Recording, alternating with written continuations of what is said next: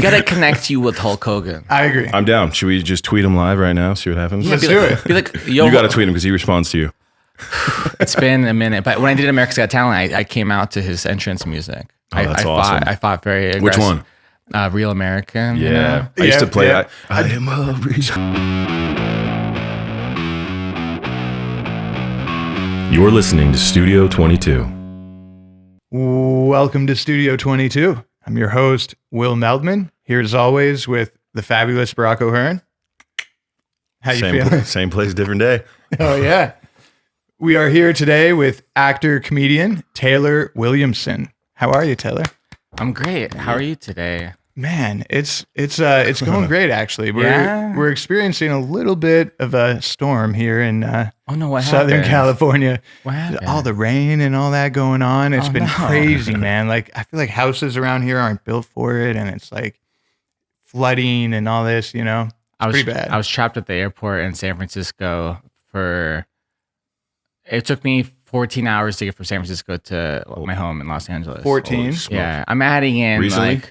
Sunday. Oh, yeah, wow. because of all this nonsense. I was pretending to not know what it was. Yeah, but no, I know you were. Yeah, I was being a I silly got goose, that. and it's affected my life. And I was working in San Francisco, and I never fly. I hate flying, so like I'd rather drive for 6 hours than fly for an hour. But I was opening for Mark Maron, and like his people were paying for the flight, and they offered to fly me out of Burbank. I'm like, ooh, fancy. You know what? I'll take the Burbank airport flight.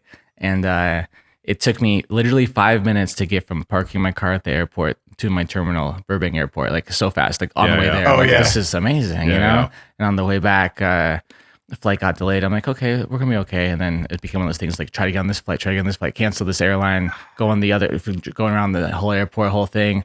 They say they don't know what to do. I go to the Delta Lounge, try to do the kind of VIP kind Chill of thing, for a you know, bit. but like talk to the people there because they're usually a little bit more helpful. And I'm also on the text app customer service. I'm on the phone customer Dude, service. I'm like trying every full-blown. angle, different airlines, and I finally get a flight back to LAX. I'm like, so are you kidding me? So I go to LAX, and then this is like all first world problems, obviously. And then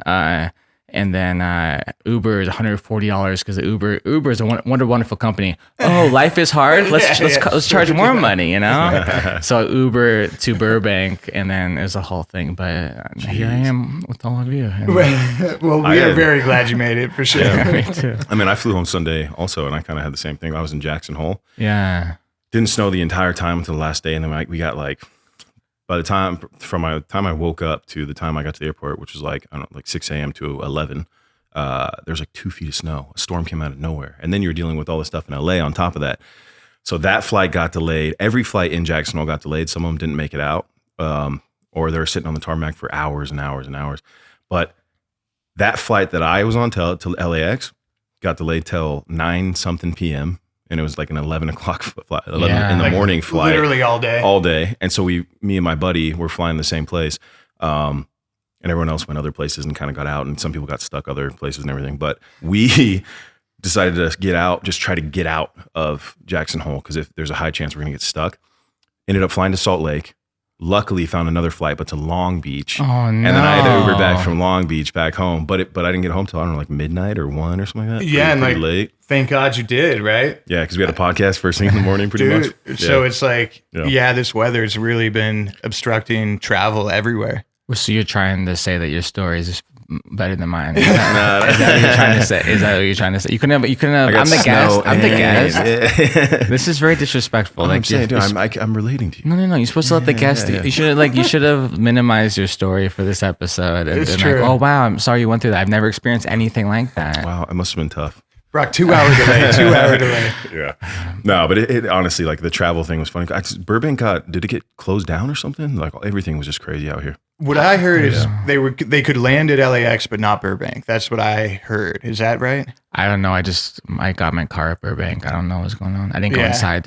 I don't care. I'm every man for himself kind of thing. A Just- disaster. I didn't go in. Is everyone else okay? I don't care. I don't care. It's about me, you know?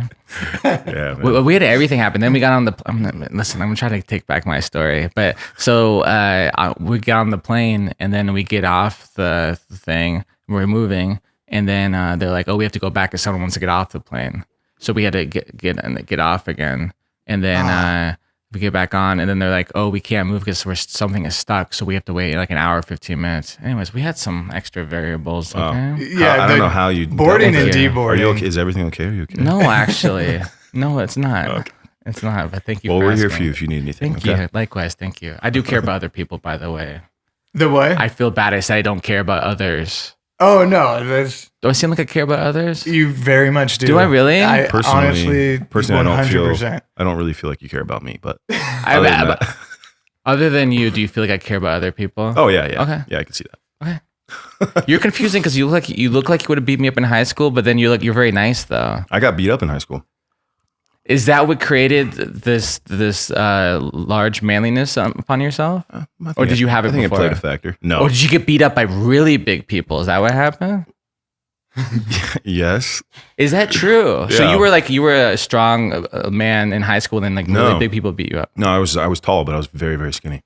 Oh, okay. So you did the thing where I thought about doing what you did. So I was skinny, you know, like I'm gonna get muscles. And then I was like, that's a lot of work. It was a lot of work. It was a lot of work. I took weight training in high school and got a C. Oh, really? Yeah. One of my favorite jokes of yours that I think it was either America's Got Talent or your Comedy Store special that I was watching, where it's like, yeah, COVID, the gyms were closed for, 2 years or whatever. And then you're like, so I haven't worked out in 36 years. Oh, thanks, man. I love that one. I butchered it. That's terrible. I love it. But, thank you. That's so sweet of you. Thank you for taking a look at that. Yeah, I was laughing. Yeah, the gym, I don't know. It's like, I feel like you should get, I think you should, I didn't come up with this. Is not like the most original thought, but I think if you pay to go to the gym and you buy lettuce, you should get nutrients and you should get muscles out of it. Yeah, just the membership itself. Yeah. That's fair. I have like all these vegetables in the fridge that don't go that don't get eaten, but I buy them. Yeah. That's fair. That's fair. You did half the work. Thank you. Yeah. And if you get like 4 memberships, you should just be walking around with a 6-pack all the time. Thank you. Yeah. They say nutrition, by the way, is like 80% of a good diet, a good body, healthy body, right? Definitely. So what percentage is like just buying the groceries? I mean, you get some exercise, Brian, unless you're doing Instacart or something like that. That's interesting. Yeah. Oh. Do you eat non-organic food? I'm sorry, I'm talking about him like he's just wearing a short sleeve shirt. I'm sure you're a very buff man. No, I'm not buff. No, I'm like the middle ground. Just what am I then? Floating in the middle. Am I in the middle? Oh, yeah, I think we're in the middle, right? I mean, I don't know. Hey, you said you had trouble coming up the hill, but you made it up the hill. Wow, that's good. Yeah. They live on a big hill, and I parked not close enough. I didn't park at the top of the hill. I parked towards the bottom. Anyways, it's all the exercise adding up. Thank you. I love this is positive. This is a positivity podcast. I like that. Yeah, big time. Imagine you just came in here and we're just like rolling like you piece of. Oh my god, that'd be kind of fun actually. What is it like those restaurants where they treat you like crap? Yeah, I don't get that. Yeah, I wouldn't actively want to go into one of those. What are those? There's a restaurant where the servers are actually terrible to you. Really? They just treat you like crap. Yeah. That's like a thing. It's a thing. People go there, and I think the funniest ones are when you bring a friend who doesn't know, and they're just like, "What the hell? Like this waiter's treating me like shit." I don't need that in my life. Yeah. I don't know. I don't want to get vulgar, but there's like adult movies that are on the internet, and you think, "Oh, this is a nice adult movie." Then the person starts yelling at you, saying terrible things. Like, what? There's a whole people love that. Right. People enjoy being like belittled and told they're like less than. I think it's a lot of like successful people too, like powerful people enjoy being like cucked, you know? Yeah, like the whole submissive thing. Like, yeah, But it's like more than just submissive. It's just like degraded, you know? Aggressively. Yeah, aggressively, like you're a trash. So like you're into that? Yeah, no. The three I'm not that successful, bro. Okay, respect, yeah. No, actually, I did a movie with this woman, and she played a dominatrix. So she actually did all of this character research, and she started telling me like, she's like, a lot of these people don't even go all the way. They just like to be treated like crap the whole time. Yeah, like They want to be humiliated and stuff. I mean, to each their own, but like interesting psychology, I think. Yeah. Well, is that what you're into? I like to be respected. I like to be I like polite kindness. Yeah. That makes sense. Compliments. We're on the normal spectrum. Wait, you played Hulk Hogan on television? Yeah. Can you tell me everything about that?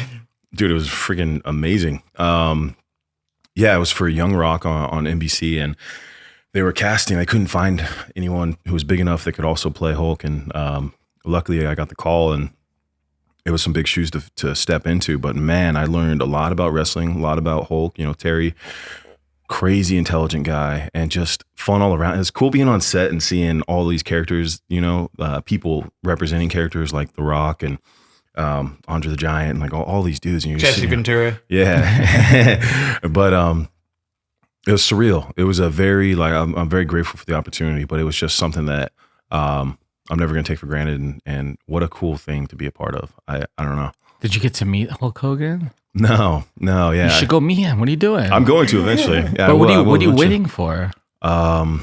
That's a good question. You only have in Florida, and I haven't been over there yet. But you play Hulk Hogan. You only have like 6 years, but it's weird when you're like, in like 7 years, you can't be like, "Hey Hulk, I played you 7 years ago." He's like, "What?" But within 6 years, you can go like he has a restaurant in Clearwater, Florida area, and he does karaoke on I think like once a week. But like we gotta go. Can do karaoke. We should do a travel episode of Let's this. do us three. Okay, I'm so down.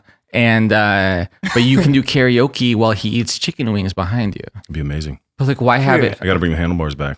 Yeah, and you could bring the costume back. Exactly. Yeah. That's such a great idea.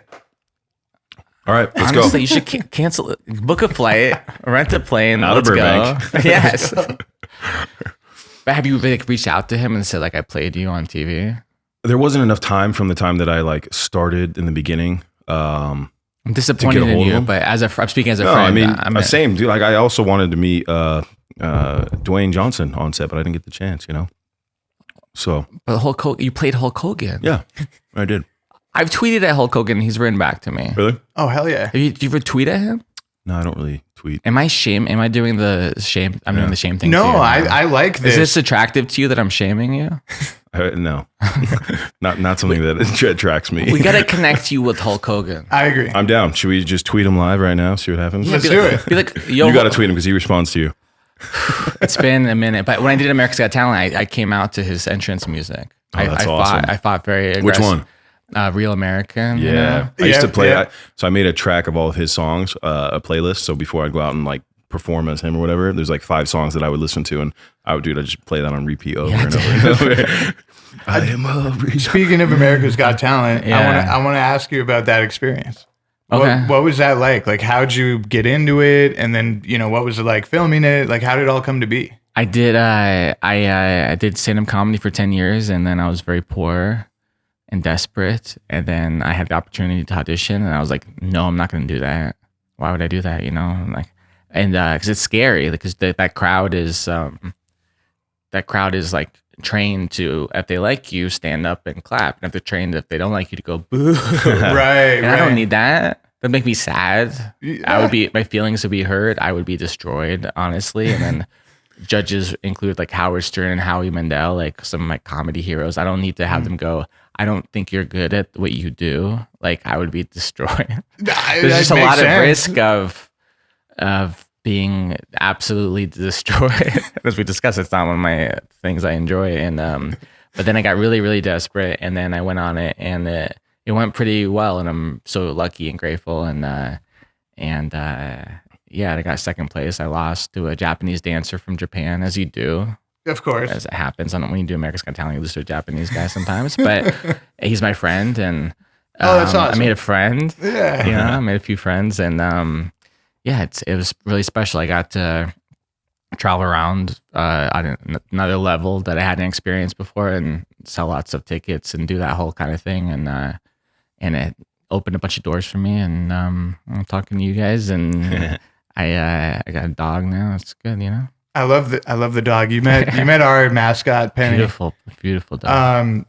What was you showed her the photo of you and Heidi Klum, right? Yeah. How did that? What was that? How'd you get that photo? That's so on the show, she's one of the judges, and then she didn't. In like the third round, like the first live episode, she was like, "You're not appropriate for children, and I didn't think you're funny," kind of thing, and it was pretty gnarly, honestly, because like this is 10 years ago, and like I was just like, this is my first time on live TV on NBC Family Show. The show was like as big as it ever was, And I'm just like, did I destroy families? Like my joke, my little stupid joke I told, like, are parents covering their kids' eyes? Are they scarred for? I'm literally thinking these things. Like, I felt horrible. Like, I felt really bad. And like, but that led me to getting pushed through to the next round though, because if she had said, you're funny, all the judges were like, you're funny, you don't go through, because controversy, people booed her for saying what she said about me. Okay. So it made people go, you know what, it's like wrestling. Rooting for you. Like, I vote for you. You know what, boo her, I support him, you know? Right. So it pushed me through. I genuinely don't think I would have gone through if she had liked me, because I see great comedians go on the show and they get 4 yeses, standing ovation. They don't go through. Wow. It helped me out. So then the next round, I did a whole act of like tongue-in-cheek, like child-friendly jokes. And I took my jokes and spun them to be cutesy, but then the punchline is like PG-13, like dirty, but family-friendly dirty. Playing into it. Yeah. So, and I got a big reaction out of that. And then that became my shtick on the whole season, of just trying to impress Heidi Klum. And then I got her to love me. And then I went back on the show and we did silly skits and stuff, and kissed her on the mouth. No big deal, you know? And, super jealous. So like even now, like years later, people go like, "Where's Heidi?" Like at shows, and I'm like, oh, "She's in the car. I don't know." She's waiting for me. But I have a career thanks to her playing along with all that stuff. So she was really a surprise in my life. I didn't think when I was a kid that Heidi Klum would be a big vessel to my dreams coming true. You know, That's amazing. And she's funny and silly and cool and rad. And I think these judges, they're playing characters too on these shows. It is wrestling. Like, I'm a wrestling fan, and like. They can't all just be nice. Like, someone needs to be the Simon Cowell. Someone needs to play dumb, I don't know, comedy. Someone needs to be the supporter of weird things. And, you know, like... Yeah, different archetypes, kind of. Yeah, like you get to make the show entertaining. The show's not entertaining if the judges are just polite the whole time. Right. Yeah. I don't think I could do a job like that. I mean, if they offered me, I'd say yes in a heartbeat. But I think it would be hard for me to tell people, like, on a really vulnerable moment in their life, no, not good, you know? Yeah. Like, so it's a weird position to be in for everybody, you know? No, absolutely. Yeah. And that is crazy to think about too, like how big the show is and how much exposure it is, and the vulnerability, right? Of like expressing yourself and doing your work in front of not only the TV crowd, but the actual crowd. Yeah. And then the judges, right? It does seem like a lot to take in. It's very odd because you do have to get the audience on your side, then the judges on your side, and then you have to get the audience at home to support you. Yeah. So it's like, how do you? I mean, it's bizarre, and I don't think I could do it today, honestly. And I'm a better artist than I've ever been, and I have more confidence in myself as an artist. But that setting for me is, it's not healthy for me. It wouldn't be healthy for me to go on. I don't have the desperation that I had, and the healthy, necessary level of desperation I had to go on the show at the time, you know? But now I just be like, I wouldn't think of funny ways to if they criticize me to deal with. I'd be like, all right, well, that's your opinion, you know? Right. Like, I don't have that energy to try to twist things into funny if they're mean to me. I'd be like, well, it's not kind of you to say that, but that makes you feel better to say that. That's okay. You know what I mean? I think I'm healthy now. Yeah. It's hard. It's a hard. I don't know how to answer it like in one sentence, but timing, right? Like, I think that's that thing that happened to you at the right time, and everything in your life was clearly lined up for that to give you success today that you have. But desperation is a funny thing, man. It'll make you do some stuff that maybe give you some courage or false courage, I think, put you in a position to really succeed if you show up. Yeah. Like, I look back, I watched the audition video and I'm like, oh my God, I can't believe the balls on this guy who had no balls. Like this, but I was just like, I have to. Yeah. But one thing that helped me in that whole thing is my shtick on stage. Now I think I'm myself. I'm a version of myself, which I like a lot. And I think that's the best a stand-up can be, is you are the same on stage and off stage, maybe the volume turned up, but it's authentically you. I think I'm authentically myself, but like I was always awkward on stage. And so when I was nervous, it just helped me. Right. People didn't know if I was doing a shtick or not. So it just helped me, made me likable, and it helped my jokes work, you know? Yeah. Like, I don't know how comedians who have to play confident, cocky on stage, I don't know how they survive in scenarios like that. Right. Like a Bernie Mac. Yeah. Right. Like it's a bizarre setting, no matter what you're trained, no matter what your talent is, to go up on that thing, all the judgment and the bullshit behind the scenes that you're dealing with, and like the contracts and the months of pre-auditions and like the conversations with producers, like just because they tell you you're going through doesn't mean you're definitely going to go through. Yeah. We're gonna have a lawyer come up to you and say, just so you know, this is a TV show and we're gonna figure stuff out. Like it's a lot of nonsense happening. And so people, I don't know. From my experience, I feel like the people who are like uber confident are the least confident. Like they're putting on something, I think, or they're sociopaths. I'm not sure, because it's not a healthy scenario that anyone can train for and be comfortable in. Yeah, it's an interesting way of looking at it, right? I don't know. That's what I think, but I don't know anything. Though. Maybe more of comedy, right? Like a comedy is I feel like that is a very hard craft to step into, especially because not everyone thinks every joke is funny or finding the right thing, but versus somebody who's doing like a physical act, like shooting a bow with your feet or something like that. You can miss, obviously, but it's the repetition, the practice with that, I think, is a little different than, getting people, worked up or entertained by your voice. It's a little different. I think it's more difficult, in my opinion, than if I was doing, like, if I had to choose between playing football and acting. To me, playing football would be easier because it's all physical for me. Like obviously there's a mental element of it, right? And you got to know how to like read people and do stuff on the field, but you're constantly working at that. And like physicality wise, I feel like it would be easier than trying to convince someone that I'm somebody else or some crazy Hulk Hogan, like it's a different factor. I don't know. But so in that sense, I think comedy would be more difficult. It's funny.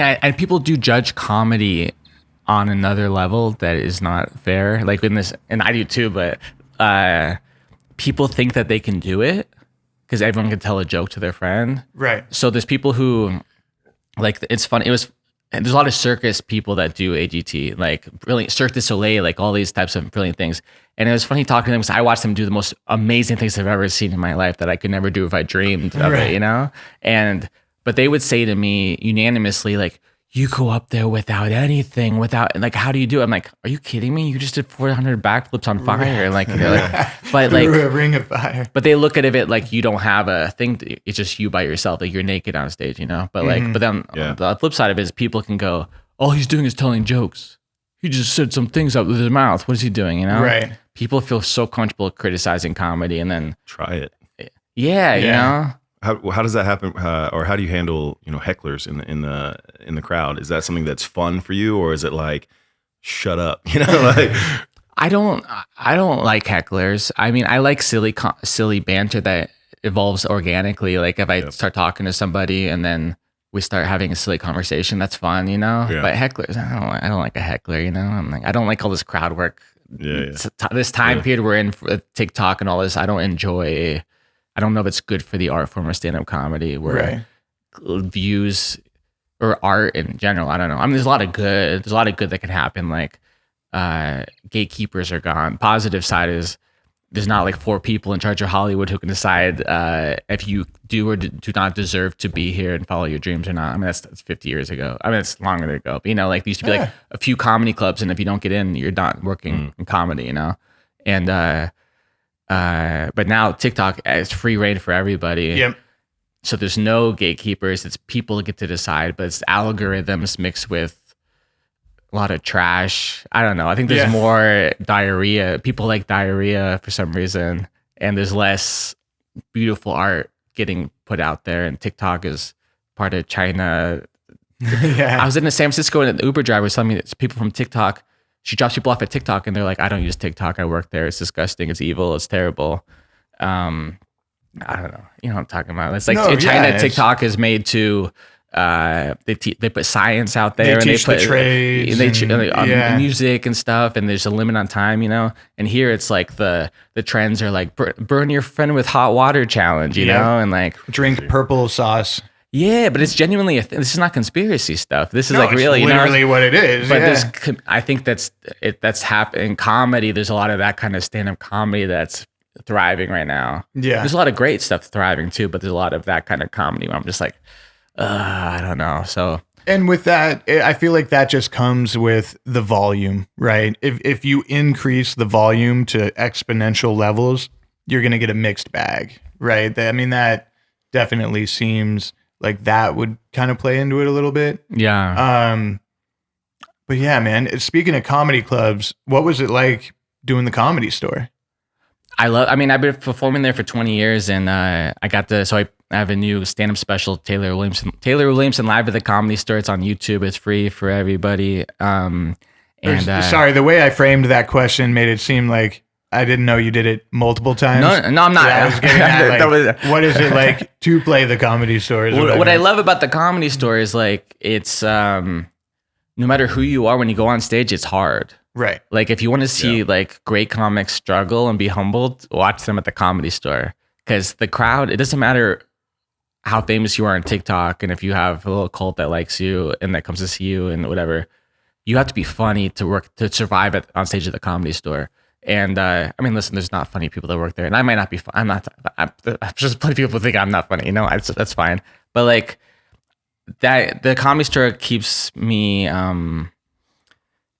Like during COVID was a really hard time, and company bouncing back, and the business changed a lot, and not working for a year, and like it always in hard times. So I think, am I good enough or whatever? Like when I get stage time in the Comedy Store, it reminds me like, oh, I'm pretty good at this. Like I've worked really hard, and I feel respected by the comedy community and that kind of thing. Like I feel like a real artist. And that's important to me. And so getting to film my comedy special there was like a big honor, and. Have you been out there before? There and Laugh Factory are the two I usually go to. Oh, very cool. Yeah. You been in the Comedy Store? Yeah. I love it.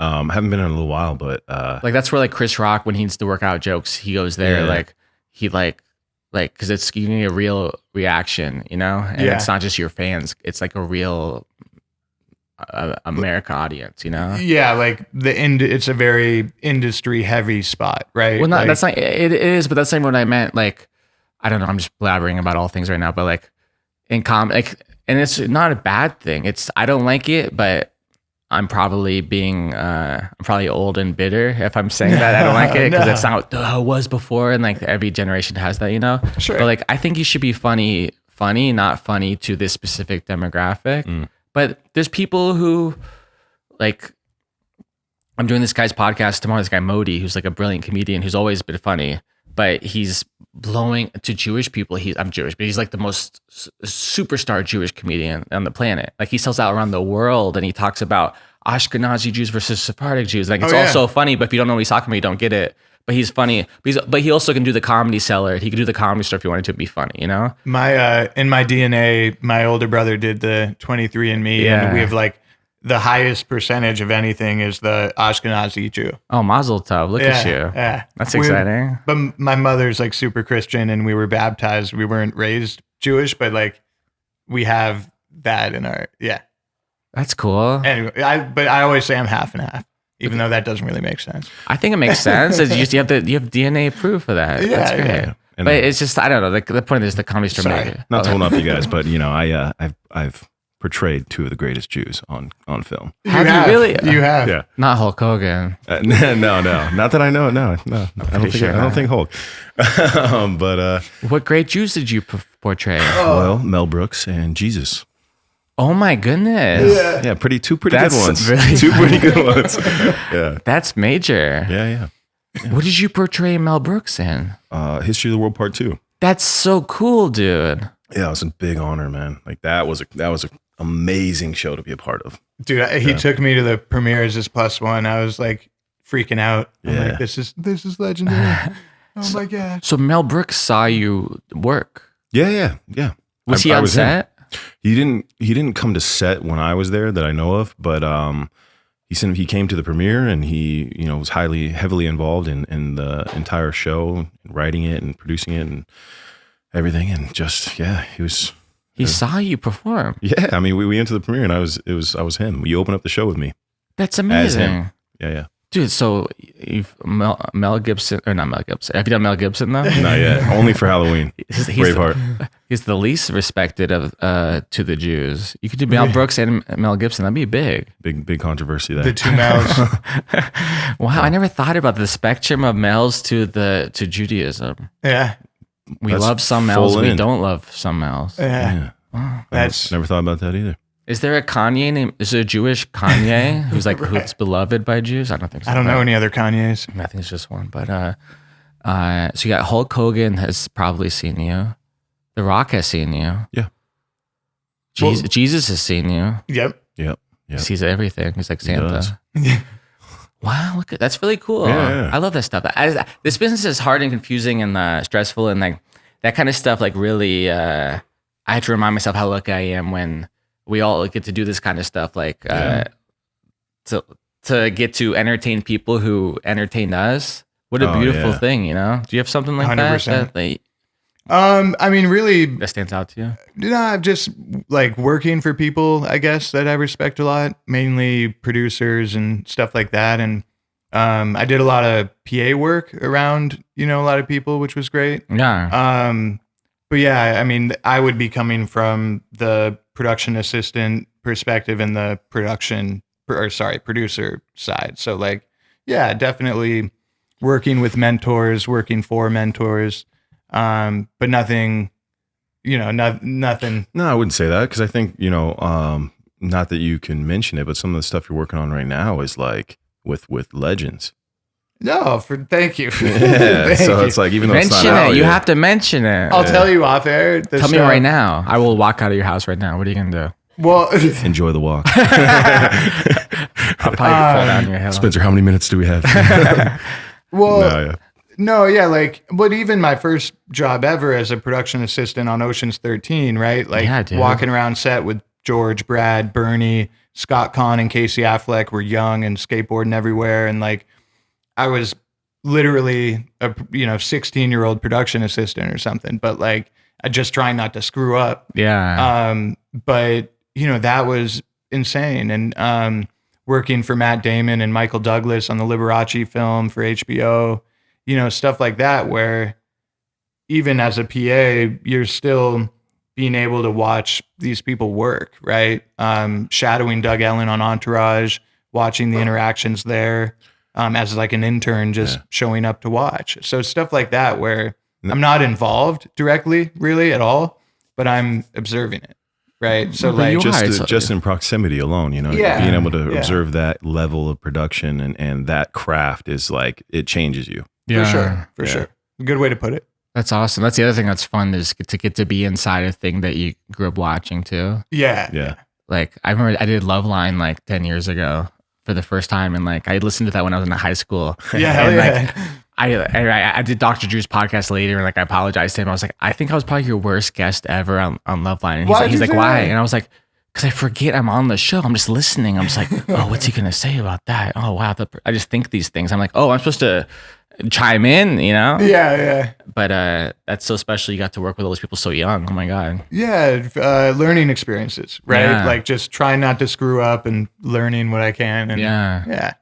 Thank you. It's fun though. Do you have like a project or a show that you want to do or a special you want to film somewhere? Like, is that in the pipeline for you? Like a vision for yourself of what you want to achieve?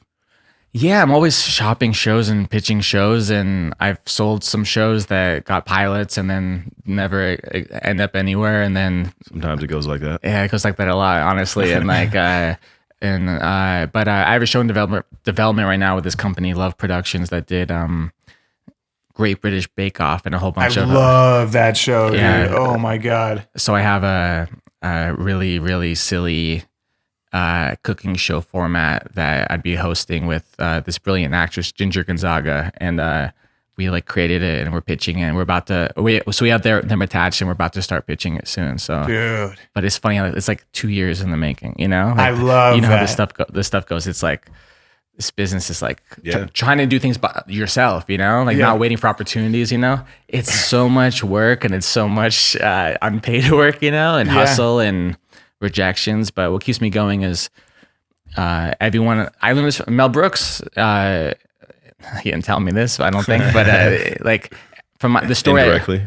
the story I heard is that every studio said no to the producers except for one. Yep. So I have to remind myself all the time, whether it's business or dating or whatever, you don't need everybody. Yeah. You just need one person who's like, you know what, I believe in you. And that's what my career's been for, like agents and production companies that want my shows. Like I've never been the guy that like 5 studios are like, oh my God, we want to make your show. You know, it's always like one guy that goes, I think you're great. I'm like, really? Huh?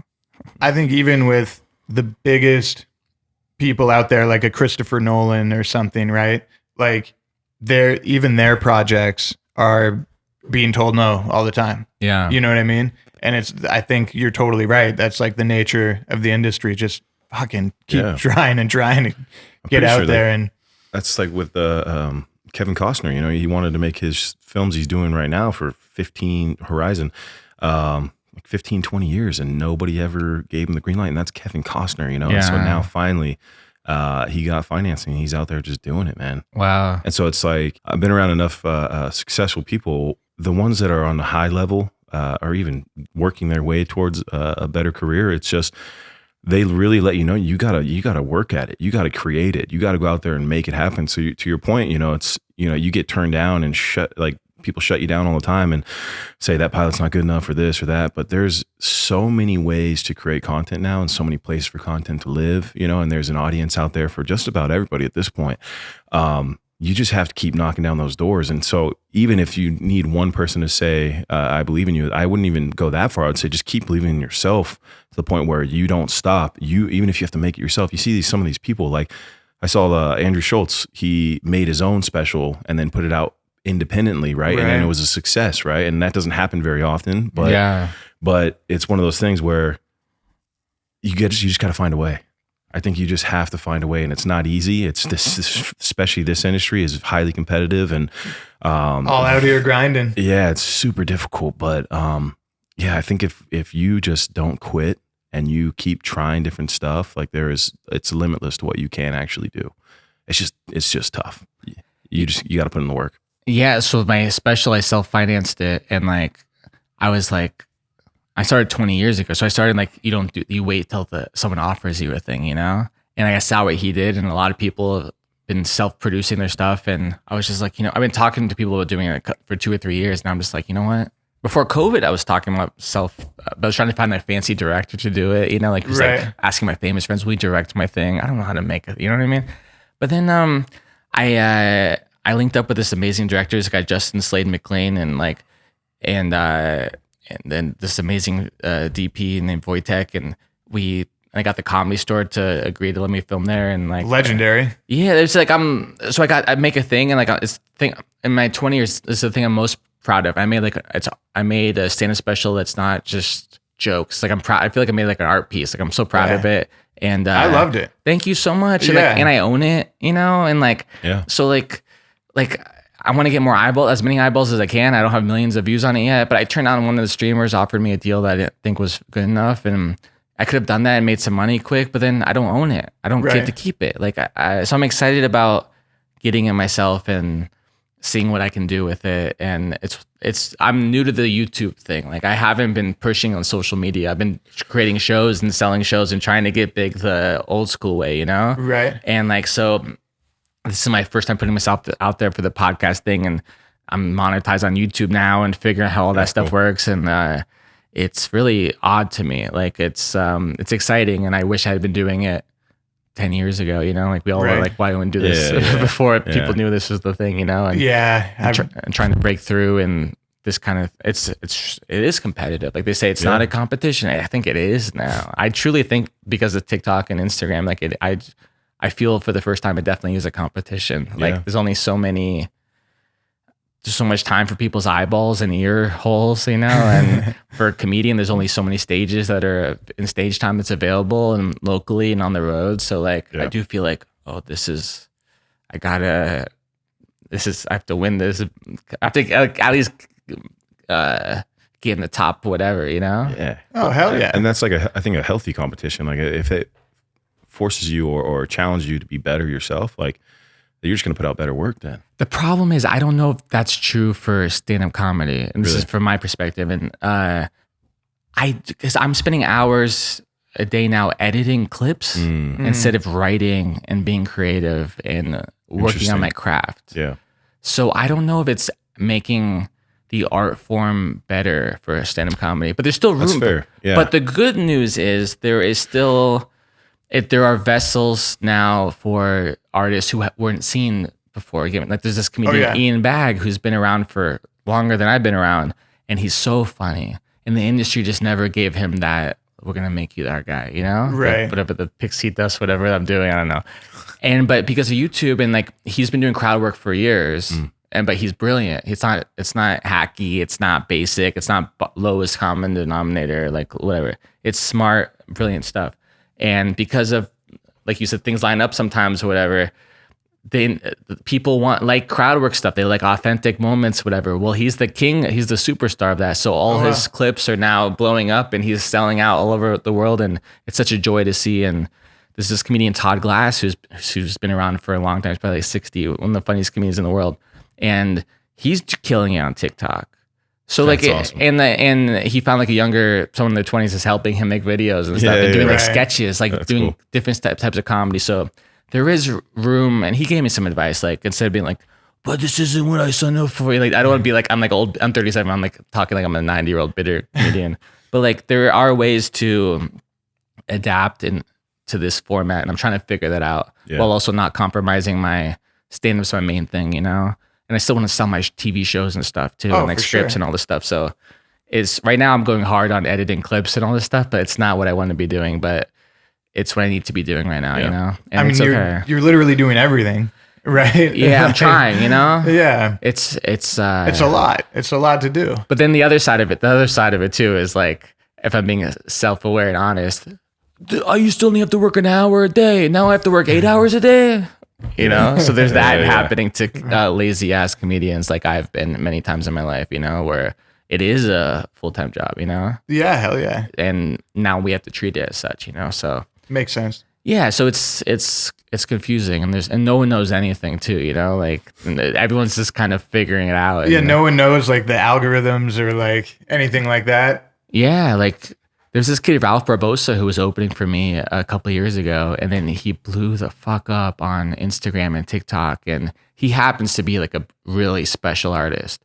But for whatever reason, the algorithm just understood that, and people all agree with it, and he's a superstar now. Huh. And like 2 years ago, he was just scraping by and making like the little money I can afford to pay an opener, you know? Right, right. And it's such a joy to watch him, but it's like stratospheric success. I just bizarrely wonderful to watch, you know? Yeah. And from clips online, you know?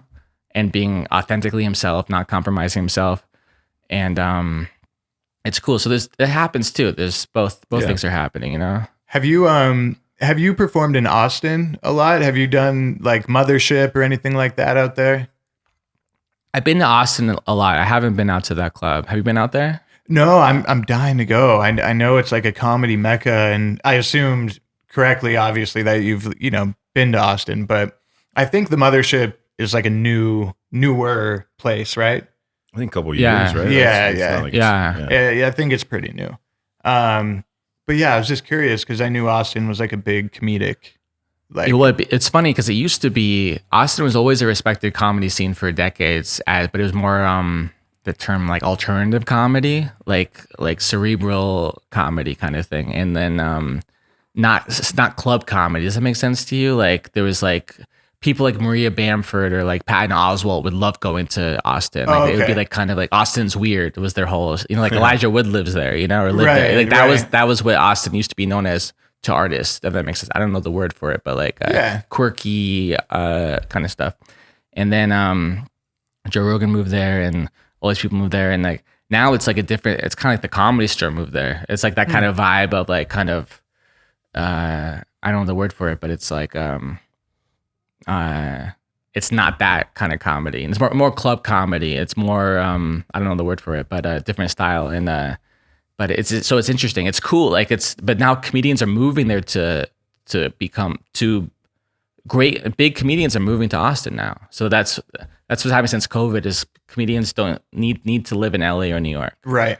And do you think that's good for the industry having more places like that? Of course. I mean, it's amazing. I'm I'm fascinated by it because like there's no barrier to entry anymore for artists, for stand-ups especially, because it used to be you don't need to, but 99.9% of the comedians who make it, whatever that is, they move to LA or New York. That's what it used to be. But some people can't afford to move to LA or New York. Right. Some people don't have a car to get there. Some people don't have the the belief in themselves that they can do it. You know, they don't know people out there, so it just seems so scary. But now that you can be in San Diego, you can be in Florida, and you can thrive anywhere because of this kind of stuff. So it's a wonderful thing. And again, the part of where it's competitive is now there's a few years ago, there's legit maybe 1,000 people who identify as a comedian. Now there's tens of thousands, maybe hundreds of thousands. Oh, wow. And it's really bizarre. And I talked to my friend's dad, who's a photographer, and he's like, now you know how photographers feel. Oh, yeah. Because everyone got you're a photographer. Yeah. I got a camera. I'm like, what? You know? That's funny. And I hope I joke about sounding like a bitter guy, but it is fascinating how, and all our arts change and evolve. And I remember when Twitter came out, I was excited. I was like, this is so cool. And I talked to a comic who's like 20 years older than me. And he was like, what is this? What do I have to do? Now everyone's a journalist. Right. Yeah. But I thought it was so cool because I love quick jokes, you know? And Yeah. and that's what Twitter was, just jokes. It was more like trying to have the funniest snarky joke. And now it's just the diarrhea stuff, and fighting and all this stuff. But anyways, it's interesting how things evolve. And yeah. Well, I think that's why we'll never have another, Michael Jackson or an Elvis or, like some of these major stars, because it's kind of oversaturated now with talent, and there's so much access to people, and whether it's on social media, whether it's on multiple platforms, whatever it is, and there's so many people doing stuff. Now you're seeing there's 10,000 comedians out there.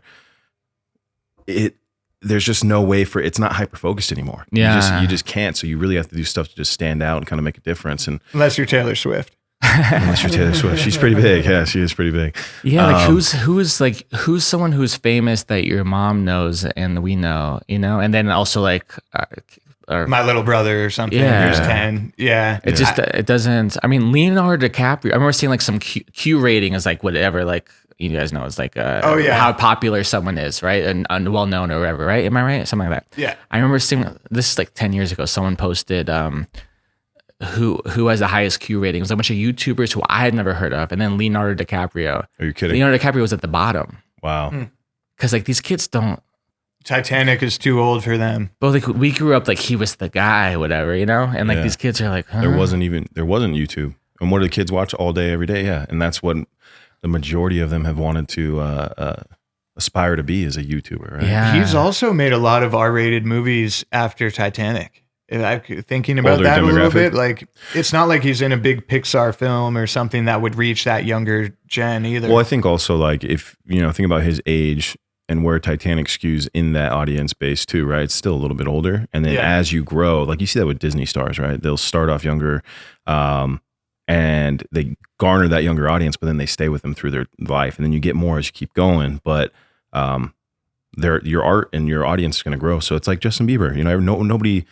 An older demographic didn't like listening to Justin Bieber, and then he got a little bit older and he came out with some better music, and you're like, oh dang, I actually kind of like kind of mess with Justin Bieber right now, and he just keeps getting better as it gets older, I think. But it's just following that crowd and that demo, and then kind of catering to a new audience as they keep going. So to your point though, like Leonardo DiCaprio didn't start doing Pixar or Dude, Disney even his movies, first really. movie as a teenager with Wahlberg was Basketball Diaries, which I think was rated R, PG-13 rated R. I'm pretty sure. So like, anyway. What about Growing Pains? Remember he was in Growing Pains? Was he? What business are you in? If you're not in show business, pal. If you don't know about Leonardo DiCaprio when he guest starred on Growing Pains, I'll take the L on that for sure. I'll take the L. Is that like not knowing Drake was in Degrassi? Is that like, no, this is worse than that. Like his dad was an alcoholic, and the Seaver family, like they thought Leonardo DiCaprio was drinking all their liquor. oh, okay. But So I messed that up. Spoiler alert. Do you know what happened?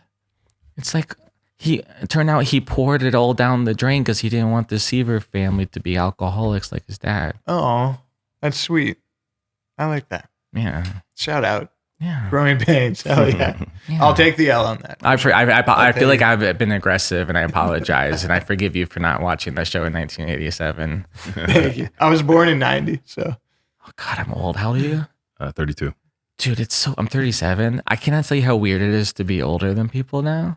Oh yeah. You know, the weirdest thing is being older than like athletes that I admire. I was about to say, I feel that too.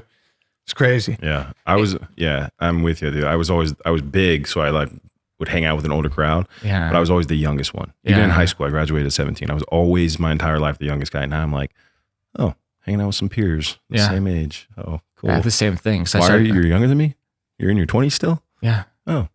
It's weird. Yeah. Like when I find out like the WWE champion's younger than me, I'm like, what the fuck is happening? Oh yeah, I wanted to ask you about that. What was that like interviewing all the wrestling stars? Because I saw that video on your YouTube page. I was like, dude, that's fucking awesome. Oh, you did a deep dive. Yeah. Before COVID, I was going to start working with Fox Sports and being like a goofy correspondent for like WWE programming on Fox, like a daily show kind of correspondent, like talking to fans and wrestlers and stuff. And then the world ended and it happens, you know? Oh, that was right before. Yeah. I was going to start WrestleMania 2020, like March or April that year. Wow. Like some bad stuff happened. But it's fun. I was like wrestling. It's funny. Like I don't watch it all the time anymore at all, but like I have so much respect for them as like performers and artists. And I just honestly like, wrestling is like, did you ever watch wrestling in your life? Yeah, for sure. Yeah, it's like a comic book. So like it's like the same stories from 20 years ago are like still kind of interconnected, you know? And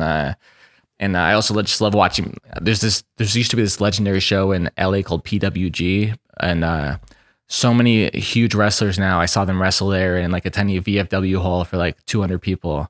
And like now they're like headlining WrestleMania and stuff, literally. You know? Wow. So it's like stand up or any art. Like it's fun to watch people when they're starting out and then following their dreams. So like it's cool I enjoy that part of it, you know? Like I follow it kind of in that kind of way and see what's going on. And That's my fallback plan. pro wrestling. Have you ever tried it? No. I've been. People think you're a wrestler at the airport. I get that a lot. Yeah. Actually, I do get that a lot.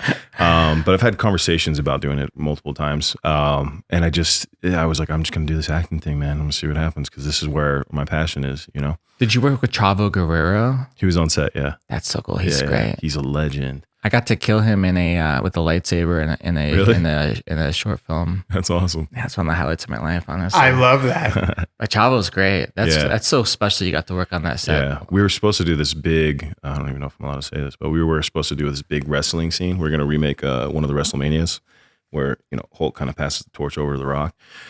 I think it was like 18 or something like that. WrestleMania 18, something like that. Yeah, we didn't end up getting to do it because of timing and scheduling and all this stuff. But we were going to do all of this planning and rest. It would have been so sick, dude.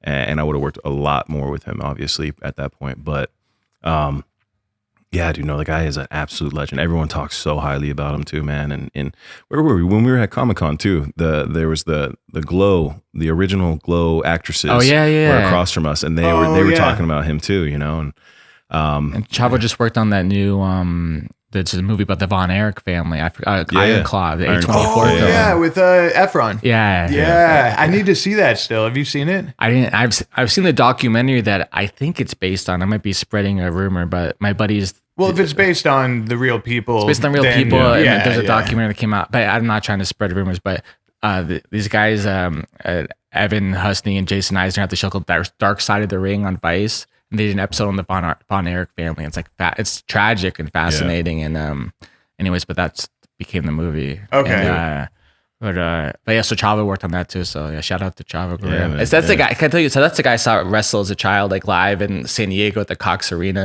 Really? Oh no way! And then I got to like be in a little sketch with him. Like that's it's like full circle kind of. Yeah, I have to constantly remind myself, like oh, I'm frustrated about this, but like, I got to do this. Like, I make a full sentence in my head, like, want to stay positive. Like, if I could tell 12-year-old Taylor that you got to act in a scene with Chavo Guerrero, like, you'd be like, oh, that's pretty cool, Dude, fuck yeah. Super cool. Pardon my language. Oh, man. Where did comedy or your interest in comedy originate? Did you have a family or is it just? I didn't love comedy as a kid. I didn't grow up. I was like a sarcastic, douchey kid probably, honestly. And then just a smart ass, and then but honestly I was a wrestling fan, and there were these Andy Kaufman documentaries on Comedy Central that I think were on HBO years before then, but they talked about Andy Kaufman, how he would go to when he was starred on Taxi, when he was like back when there was I don't know, 10 TV shows on TV. I don't know how it works back then. You know, the 4 channels talk about like the opposite of now, you know? Yeah. Andy Kaufman was so famous, but he was working at Jerry's Deli as a busboy on Sundays. Oh, wow. Like, because he's just weird, you know, and just wanted to be Andy Kaufman, baby. He's Andy Kaufmaning it up. And then he would also go down to Memphis, Tennessee and wrestle. And his whole shtick was, that's before wrestling was national. So people in LA didn't know what was happening, but people in... That's where we filmed the last season. Oh, yeah? Yeah. And so, but out there, like that territory, like the states around there, they would see Andy Kaufman come and be like, "You Southern hicks." And, he would fight women from the crowd who were like plants, you know, and like. Yeah. But like that got me interested in comedy. I was like, "What is this? Whatever." And so I started in high school, and that is an interesting combination of the two, right? Yeah. Like where they intersect in like this amazing way with this legend. Yeah. Yeah. Yeah, wrestling. Everything's kind of wrestling. Like Trump is wrestling. Like it's insane, but like politics has become pro wrestling. Dude, the ovations he gets with Kid Rock and Tucker Carlson walking in at UFC and it's all crazy. that, you know, like, but he also did WWE too, right? Like yeah. It's crazy. They made him, something happened. Oh, so WWE is a publicly traded company. Yeah. And they had in a storyline, I don't know, everything I say is 10 years ago. I don't know, just 10 years ago maybe. And the storyline was Donald Trump bought WWE from Vince McMahon. Oh, that's awesome. And then they had to do a press release the next day because it messed up the stocks. Wow. And they didn't do a press release saying this is not real. This is when he was just a goofy TV show host. Right. And they had announced it anyways. But yeah, he was like a major part of wrestling over the decades. And like he totally used what he learned from that. Like, and it somehow worked. And it's all a shit show, you know? Showmanship and yeah. It's a bunch of nonsense, you know? Right. And talk radio is in the cable news is wrestling. Just cutting promos is the term they use in wrestling for when you give them a speech. Like Hulk Hogan's like, I'm gonna see you WrestleMania. You think you could do that? Whatever. That's what cable news is. Right. I heard some story about Keith Olbermann went to some baseball game and he said Sean Hannity came up to him and was like, "Hey man, it's all fun, you know." And Keith was like, "I'm not shaking your hand. It's not whatever." But these people, it's all entertainment to a lot of them. They're just putting on a show. And when I was in San Diego years ago, I talked to a woman who would go on like a Rally Factor, and she was a local radio person, like a talk radio person, and she said that Fox would call her and then, "Do you want to come be a guest, talk about whatever the problem is?" And she would go, "Which point of view do you want me to take? Oh wow, am I pro or against?" It's right. And now this is happening the billionth degree level with TikTok and stuff. People are sharing things they don't necessarily believe, but they're getting the trending. Like when the Bin Laden's, oh god, the people were sharing, young people, Gen Z, whatever. But these kids are sharing this. Bin Laden wrote a letter after 9/11 saying, "This is why I did what I did." So 20 years later, these kids are reading this letter, going, someone posted, "Oh, I see where he's coming from," and then it started trending. So then other people go, "I want followers too. Oh, it must be a good point of view to take." So other people are sharing it. And then young, naive, or probably old, naive, all naive people around the world are like, "Oh, wow, this is trending. Maybe this is a point of view I should take." Yeah. And TikTok is just destroying society. That's crazy. Anyways. And a younger generation that didn't really experience it, you know? Like even I was 10 years old or something when it happened. It's like, you're sitting here like, I remember when they turned on the TV and our teachers just freaking out. You turn on the TV and you're like, is this really happening right now? Yeah, I watched it. Everyone remembers where they were, right? Like, but except for the people that were too young and don't understand how serious it was. Yeah. Wild, man. Yeah, but it's funny, like young people are becoming like the way that people our age have been like saying our parents on Facebook, they believe anything they read on Facebook, you know, like our parents are so, what's the word? Gullible? Right, but there's a word for it. They have poor media literacy. Like they can't dissect if something. I'm trying to sound smart. They can't. They can't tell something is legit or not. You know. Yeah. But young people, they're on TikTok just sharing stuff like this is good. Well, AI is doing that. No, for too. sure. People can't see the difference when it's like an AI generated video of somebody. You know what I'm fascinated by, and you guys are in the Comic-Con world. You know these people who are. This popped up on my TikTok is. Some guy who I didn't watch Walking Dead, but there's a super famous actor from Walking Dead who this guy's whole job now is just being a version of him, his character. Revis, his name's Daryl in the show. I don't know if it's that, but there's anyway. He has three names in his name. But like this, what would these people be doing if they didn't have a guy who looks exactly like them, who is a famous actor that they can play the character of at Comic Cons and TikTok and stuff, you know? Right. Like, what would his job be? It's either like I work at. He was an accountant. I'm an accountant, or I'm gonna just walk around playing this guy. Yeah, yeah. What do you see the Vin Diesel guy? No, there's a guy that walks around his entire life. I've actually seen him in person. Is he goes around to these different conventions? Where was I? I saw him at there was a car show convention or something like that. I can't remember. It was in Vegas. But yeah, he goes around as Vin Diesel and literally with the tank, like the white tank, that wife beater on, and like just cruises around, and like that she just has a career off that. You got to go around as the Hulk until someone knows. I don't look. Well, yeah. I mean. Can you please go? Much. I'm gonna find this guy really quick so I can show you. Please go to Tampa and go do karaoke in front of Hulk Hogan. You got to come with us. I will. I'll do a Real American. But like, I don't think you're taking this seriously. Like, we need to get you and Hulk Hogan in a photo together. Oh, dude, I'd love that. I agree, bro. This is the guy. I'm in on it. Thank you. I mean, I just feel like you guys are just like, oh yeah. I got your back on that. I want it to happen. Thank you. That's all. I care about you. You know. Yeah. This dude. Wow, that's pretty good. I'm telling you, he goes around everywhere, bro. But there's a bunch, like you said, the Comic Cons, all that stuff. There are guys there's some people you almost can't even tell the difference between their character and them. But he's like married and has like a wife, and I guess, dude, man, I don't know. He looks like Andrew Dice Clay mixed with Vin Diesel. You know what I'm saying? Right, like it's not spot on, but like from a distance, you'd be like, okay, yeah, that's amazing. Wait a minute, so these are all. Are any of them the real one? Nah, definitely not. But that's I'm not trying to be mean, but that's embarrassing, no? Yeah, it's I mean, I don't know. Yeah. Like, is it? But if you're not to him. But then, if he's happy and he's making people happy, it's wonderful, right? Right. Yeah, he's got to get something out of it, you know. He must get a lot of. He's probably got to the point where people are saying it so much, he's like, all right, I'm in.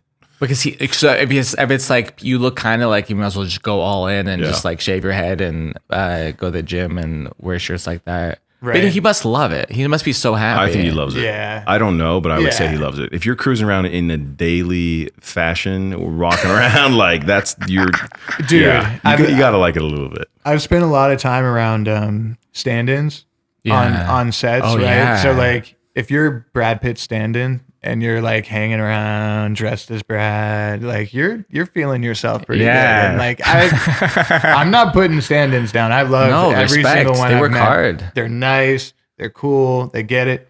But it's like they got a little swagger going. They're trying to like embody it, you know? But you know, there's some like famous people who do that too. Like JoJo Siwa. I saw her. She has a car. She's like a famous, I think YouTuber, Nickelodeon girl. She's a singer. She does all the things, but she's like super. She's one of the people that like, I'm like, who is this? Oh, she's the most famous thing on the planet, right? Yeah. So she's a big deal. JoJo Siwa.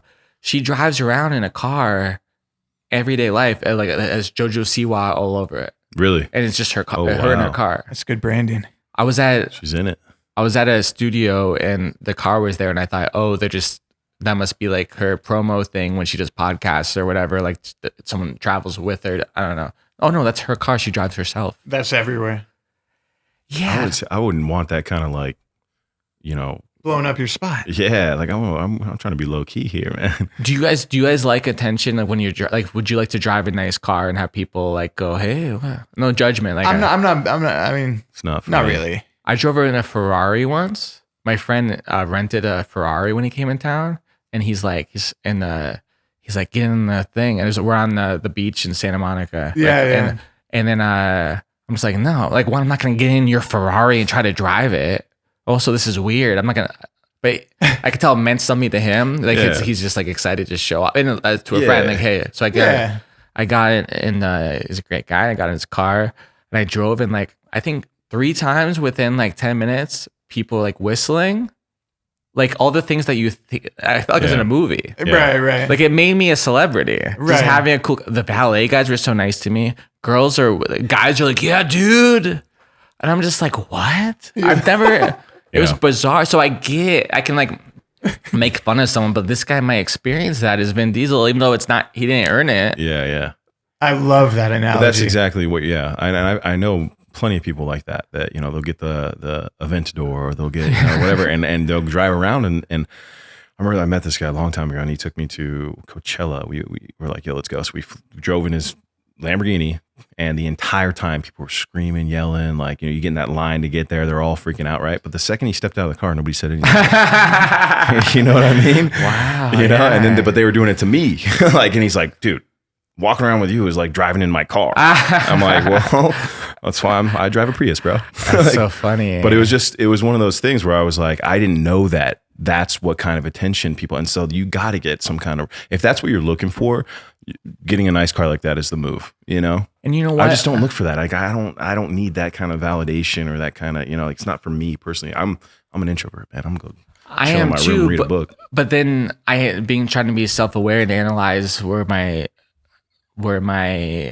comparison or judgment or criticism is coming from. And I'm not being fair, because I'm lucky that I'm a comedian and I'm able to get whatever that ego thing is out when I'm on stage. Yep. And that's not why I do it, but I get that. Maybe that's something that's human nature. Maybe that's something that I secretly want. I don't know. But I have no desire for that kind of attention anywhere else. And that's my worst nightmare, driving down the street. And people are like, woo, like, ugh. Yeah, you're like, I'm trying to fucking drive. But some people don't have they're not actors, and they're producers, or they can't create to get that through another way. You know, like some people can make a movie and then sit in the back of the crowd and watch the audience, you know? And I hear some filmmakers being pissed off about this Netflix world now because they don't get to experience that, you know? And like, anyways, I don't know. So because let the guy dress like Vin Diesel and enjoy his life, you know? Yeah, exactly. And it's kind of a personal, it's individual with people, right? Like there are some actors,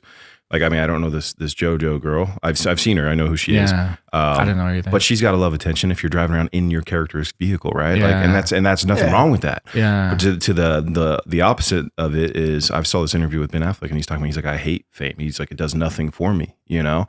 He's like, it happens to be important for my craft, and as an entertainer, you want got people to marry see Jennifer it. Lopez. Yeah, there's some perks to it, right? And but he was saying something like, besides getting out of a couple speeding tickets, he's like, I don't want to be seen and like all of this stuff like that. He didn't want all that stuff, you know, but it is a byproduct of a career path that you happen to be very successful at, you know. Twice he got the still on the no, but it is that, you know, it's different for each individual, right? Like acting for me is not so that I can have all these people come and say, you know, whatever. They're not whistling at me down the street driving a nice car. That's not what it is for me. For me, I love art. I love storytelling. That's beautiful. Yeah. And as a child, those were my escapes, and I want to give that back to people as an adult, you know? Yeah, so amazing. And that's why I'm doing it. But, you know, not everyone's like that. And there's nothing wrong with that, man. Some people just extroverts love the attention, man. And I'm like, dude, I respect the hell out of that. It's just not for me. It drive me crazy. Well, think about it too. She could be sitting there like, that's a business decision, right? Like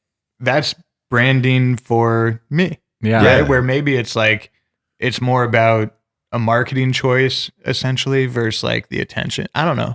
And she's from like maybe one option, but she's from like this YouTube generation where like being famous, and she's marketing herself, and like, but I just think we're getting murdered all the time, you know? Dude. So I'm just like, even like artists who have like their face on the side of the tour bus, I'm like, you're a maniac. Why would you do that? Just be a random ass bus. Why do you need your face all over it? Like, yeah, but it is like Will's saying, I think it's both factors, right? You know, it's if that gets more tickets sold and that keeps boosting your career and keeps you have longevity in the space, you know, it's competitive space, right? Like it's a mix of both, right? There you got the version of privacy or go all out and kind of I just want to get murdered. That's Yeah. I don't care. I mean, I don't know if anybody really wants to get murdered. some people want to get. I mean, look online. There's some weird stuff out there. You know, some people are into that. You know, whatever. Teach their own. You know.